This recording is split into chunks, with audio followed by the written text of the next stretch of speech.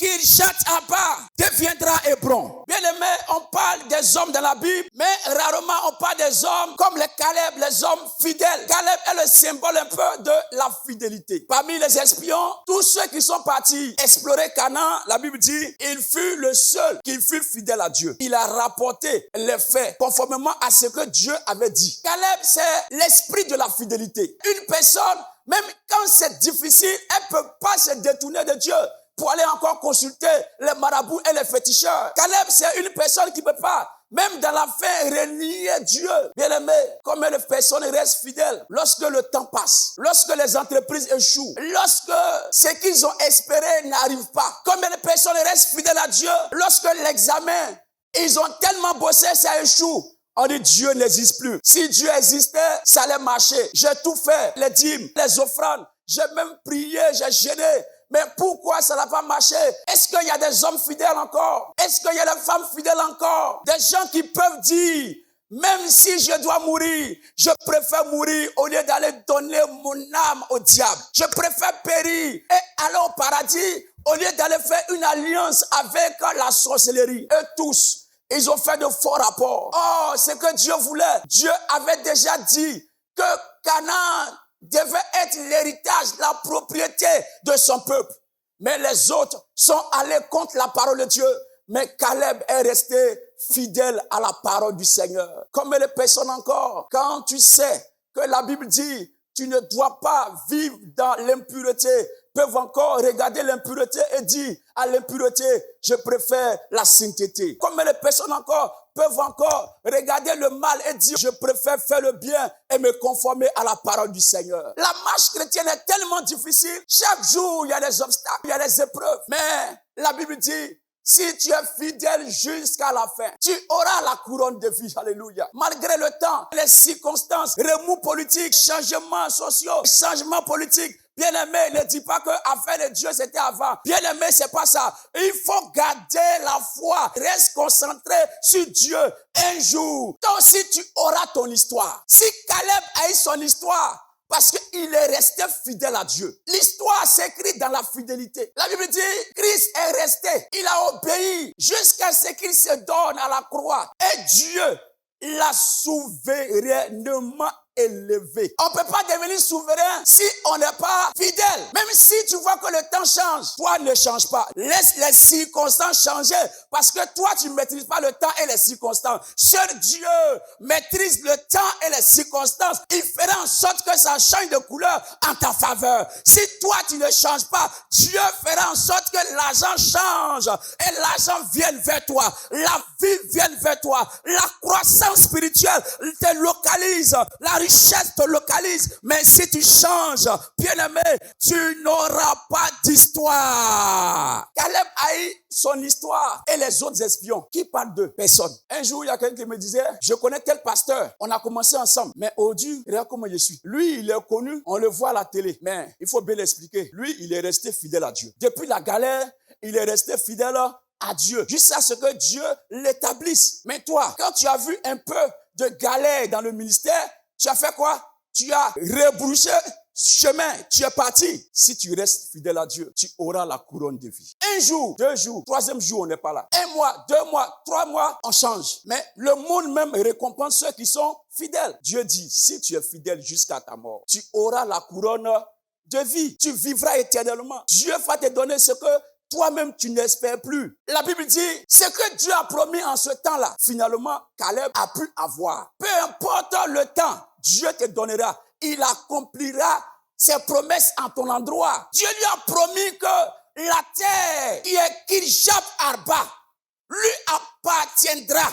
Dieu a dit ça. Mais après 40 ans, il ne voyait rien. Il pense que Dieu l'a oublié. Bien aimé, peut-être que tu penses que Dieu t'a oublié. Parce que le temps a passé. Souviens-toi des promesses que Dieu t'a fait quand tu étais encore jeune chrétien. Ou bien quand tu commençais avec Dieu après 40 ans. Si tu restes fidèle, Dieu peut encore accomplir tes promesses. Dieu peut encore te donner ce qu'il t'a promis. Même s'il y a longtemps, Dieu a donné la terre, le territoire que Dieu a promis à Caleb. Caleb, il lui a finalement donné. Bien-aimé, Dieu te donnera finalement si tu restes attaché à lui, si tu restes dans sa présence, si tu restes dans sa maison. Si tu as promis la vie, tu auras la vie. Si tu as promis la santé, tu auras la santé. Si tu as promis l'élévation, tu auras l'élévation. Si tu as promis un jour que tu voyageras, un jour tu voyageras. Reste simplement fidèle comme Caleb. La Bible dit Caleb est resté pendant 40 ans. Il attendait que Dieu puisse agir favorablement à son endroit. Un jour, Dieu a fait grâce à Caleb et il a eu son territoire. Bien-aimé, si tu restes fidèle, un jour, si c'est le mariage, Dieu t'a promis, il enverra l'homme qu'il faut, il enverra la femme qu'il faut, afin que tu puisses entrer dans les lieux du mariage. Si c'est la santé, Dieu va te donner la santé.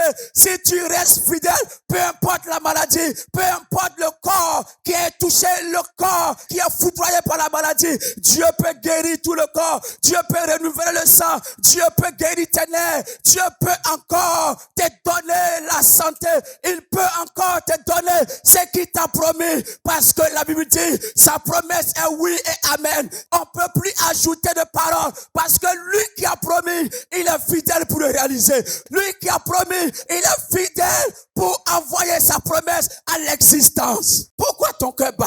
Un jour, la Bible dit, Dieu a envoyé un ange vers Marie. Il a dit à Marie, tu auras un fils. Elle dit, ça s'est passé comment? Dieu dit, l'ombre du Saint-Esprit te couvrira. Si tu veux, il faut dormir. Si tu veux, ne dors pas. L'homme viendra. Le Saint-Esprit viendra. Elle est restée fidèle à Dieu. Dès l'instant que Dieu lui a dit, elle n'est pas le dire à son mari, comme Dieu a dit que un enfant viendra, bien, on va l'ensemble. Dieu n'a pas dit, va avoir des rapports sexuels avec ton mari. Hein. Est-ce que vous me comprenez? Dieu lui a dit, dans son état actuel, là, elle aura un fils. Même si elle est vierge, elle aura un fils. Dieu n'a pas dit, va vers ton mari et tu auras un fils. Elle est restée dans son état, comme Dieu lui a parlé, jusqu'à ce que le Saint-Esprit arrive. Si tu restes fidèle à Dieu, Dieu enverra l'Esprit de Dieu, alléluia, pour réaliser sa propre promesse. Dis amen. Combien de personnes fuient quand c'est dur? La promesse de Dieu tarde. Moi-même, je peux accomplir ça. Toi, tu peux accomplir. Si tu pouvais accomplir, il fallait t'envoyer sur la terre toi-même. Dieu, il veille sur sa parole, sur ses promesses. Et il accomplit ses promesses. Il est resté avec ses disciples pendant près de 40 jours après la résurrection. Et il leur dit, le Saint-Esprit viendra. Mais ils ont attendu dans la chambre haute pendant 1 jour, pendant 2 jours. Il ne vient pas. 3e jour, 4e jour, 5e jour, 6e, 7e,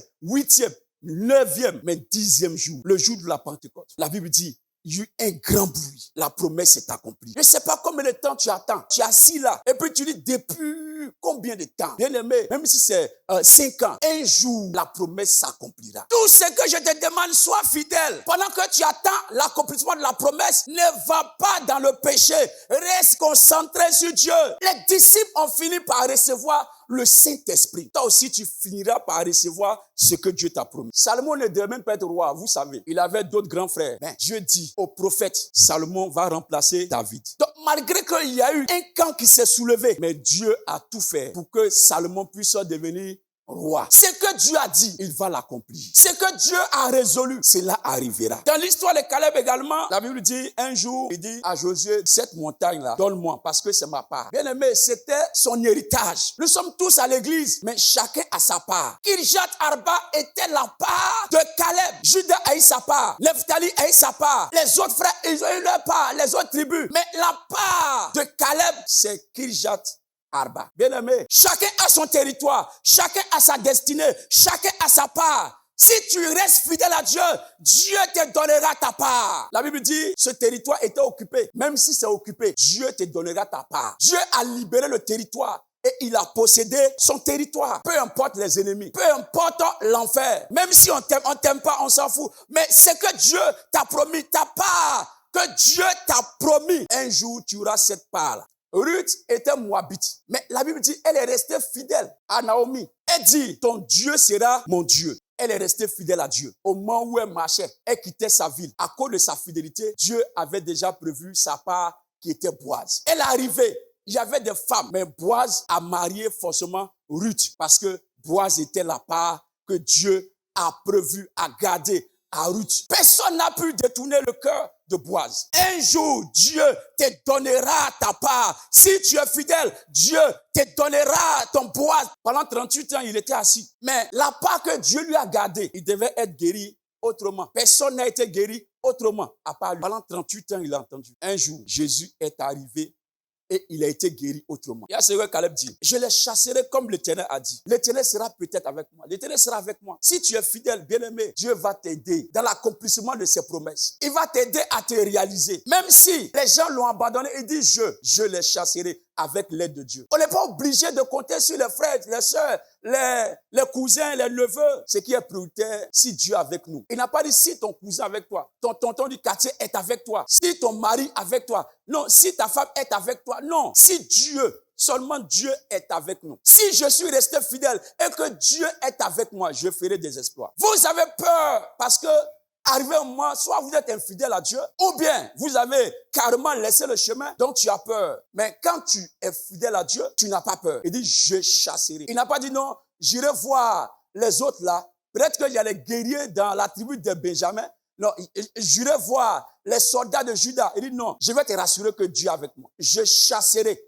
Le fidèle, il chasse, alléluia, tous ses ennemis afin de posséder son territoire. Il a dit à Josué, tant que tu respecteras sa parole, personne ne pourra tenir devant toi. Il n'a pas dit qu'il y a une armée qui viendra t'aider, non. Si nous sommes fidèles, Dieu nous donnera la capacité de chasser les démons, de chasser les sorciers, de chasser tout ce qui est comme obstacle sur notre chemin, de chasser la malédiction, de chasser les accidents, de chasser les maladies. Caleb a chassé. Toi aussi, tu peux chasser si tu es fidèle. Bien aimé, la bataille a eu lieu et Dieu a gagné pour Caleb. La bataille doit avoir lieu ce matin. Et je sais que Kirjat Arba deviendra Hébron. Ce matin, les promesses qui sont occupées, non accomplies, qui se promènent dans les airs là, on va discipliner les airs.